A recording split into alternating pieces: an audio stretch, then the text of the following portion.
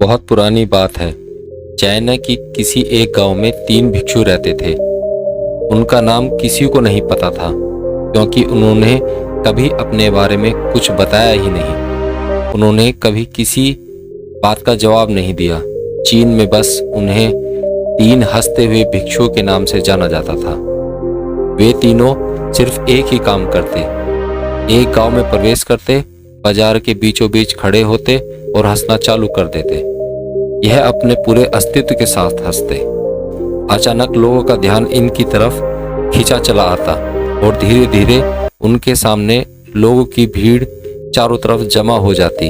वे इतनी एकाग्रता और संपूर्णता के साथ हंसते कि उनकी हंसी देखकर सारा गांव हंसने लग जाता। जब वह पूरा गांव हंसी के समुद्र में डूब जाता तो वे दूसरे गांव चले जाते। वे न तो कुछ बोलते थे, न ही कुछ उपदेश देते और न ही कोई शिक्षा। वे जहां भी जाते अपनी हंसी से ऐसा माहौल बना देते कि लोग अपने सारे दुख दर्द भूलकर बस हंसने लग जाते।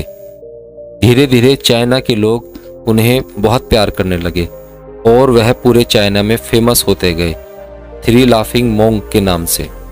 चीन के लोग उन्हें बहुत प्यार करते, उनका सम्मान करते।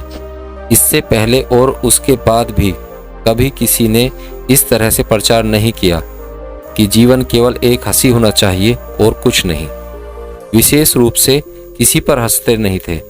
वे बस हंसते थे जैसे कि उन्हें ब्रह्मांडी मजाक को समझ लिया हो, जैसे कि उन्होंने ईश्वर की मजाक को समझ लिया हो। और उन्होंने एक शब्द का प्रयोग किए बिना पूरे चीन में इतना आनंद फैलाया जितना आज से पहले किसी ने न फैलाया हो। लोग उनका नाम पूछते, लेकिन वे बहुत हंसते। इस तरह से उनका नाम बन गया था 3 लाफिंग मोंक, यानी कि 3 हंसते हुए भिक्षु। पूरे चीन में घूमकर लोगों को हंसाते हुए समय के साथ वे तीनों बूढ़े हो गए। एक रात जब वे एक गांव में ठहरे हुए थे तो उनमें से एक भिक्षु काफ़ी बीमार हो गया। तो उन्होंने गांव वालों से कहा कि हमें जो है अपने इस मित्र को किसी वैद्य को दिखाना है। उन्होंने उसे दिखाया और बचाने की काफ़ी कोशिश की, पर जो है वो नहीं बच सका। इन तीनों में से एक भिक्षु की मौत हो गई। पूरा गांव स्तब्ध रह गया। पूरा गांव बहुत ज़्यादा उम्मीद कर रहा था, क्योंकि उन्हें लगता था कि जब उनमें से एक की मृत्यु होगी तो बाकी 2 भिक्षु बहुत रोएंगे। यह देखने लायक होगा, क्योंकि किसी ने कभी उन्हें रोते हुए नहीं देखा था। जब सुबह हुई तो पूरा गांव इकट्ठा हुआ, लेकिन दोनों भिक्षु तीसरे की लाश के पास खड़े जोर जोर से हंस रहे थे। ऐसी हंसी जैसे उन्होंने आज से पहले कभी न सुनी हो। गांव के कुछ बड़े बुजुर्गों ने उन्हें समझाने की कोशिश की, यह आपका साथी था और उसकी मृत्यु पर आपको हंसना नहीं चाहिए। तब उस दिन पहली बार उन भिक्षुओं ने लोगों से बात की और कहा, हम हंस रहे हैं क्योंकि यह आदमी जीत गया है। हम हमेशा सोचते थे कि कौन पहले मरेगा, लेकिन इस आदमी ने पहले मरकर हमें हरा दिया। हम अपनी हार उसकी जीत पर हंस रहे हैं। इसके अलावा वे कई वर्षों तक हमारे साथ रहा। हम एक साथ हंसे, हमने एक दूसरे की मौजूदगी उपस्थिति का आनंद लिया। उसे अंतिम विदा देने का इससे बेहतर तरीका और क्या हो सकता है। हम केवल हंस सकते हैं, लेकिन पूरा गांव उदास था।